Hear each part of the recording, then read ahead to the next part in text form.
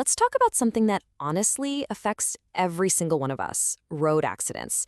It's a risk we all kind of accept, right? Whether we're driving, walking, or biking. But have you ever stopped to think about why they really happen? And maybe the bigger question is, can we actually do something about it? Well, let's get into it. I mean, think about it. Accidents are so common, they've almost become background noise, haven't they? It's just a fact of life. But here's the thing. Unlike the weather, which we can only talk about, this is a reality we might actually be able to influence. And that brings us to the big questions, the ones we're going to tackle today. What's really going on behind these crashes? And is stopping them just a fantasy, or is it genuinely possible? The answers might be a lot simpler and a lot more in our hands than you'd think. All right, to get those answers, we've got to pop the hood, so to speak.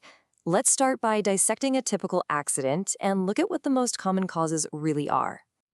Okay, so when you look at the list of causes, a lot of this stuff probably won't surprise you. We've got the usual suspects, right? Things like speeding, driving carelessly, and breaking the rules. But then you also have factors that are kind of out of our control, like a sudden storm or a road that's in really bad shape. And this is where it gets really interesting. When you sort these causes, they fall into two big buckets. On one side, you have driver actions. These are choices, things we actively decide to do. On the other side, you've got external conditions, stuff that just happens to us. Understanding this split, this difference between choice and chance, is absolutely crucial. But an accident, it's never just over when the cars stop. It's like throwing a stone into a pond. The ripples just keep spreading out. The real cost goes way beyond the initial crash. And the first and by far the most important ripple is the human one. This is the part that's just devastating. The potential for serious injury or even death is the most tragic result of any accident, and it's a price that is just impossible to measure. Then, of course, there's the hit to the wallet. And we're not just talking about a crumpled bumper here.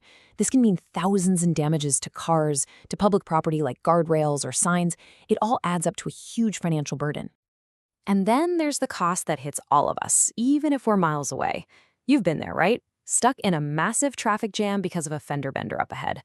One single incident can lock up a whole part of a city for hours, making everyone late. And it's a powerful reminder that what we do on the road affects the entire community. Okay, so we've looked at the why and the what happens next. But now for the most important part. How do we flip the script? How do we go from being a potential part of the problem to being the solution?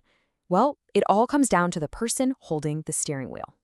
This right here, this is a game changer of an idea. Remember those two buckets we talked about? The stuff we can't control and the stuff we can. Well, guess what? A huge portion of these incidents, they're not really accidents at all. They're not random bolts of lightning.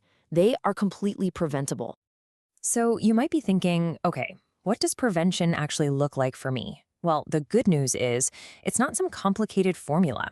It really just boils down to three simple, powerful habits: following the rules we all know, driving with care for the people around you, and maybe most importantly, just staying alert and focused on the job of driving.